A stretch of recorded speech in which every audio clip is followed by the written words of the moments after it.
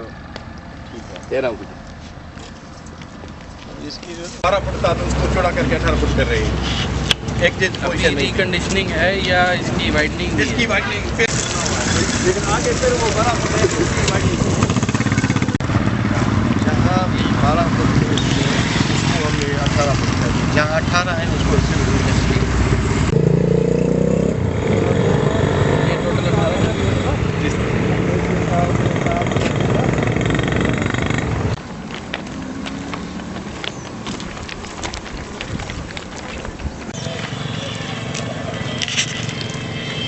ये किसके पास है? ये सर है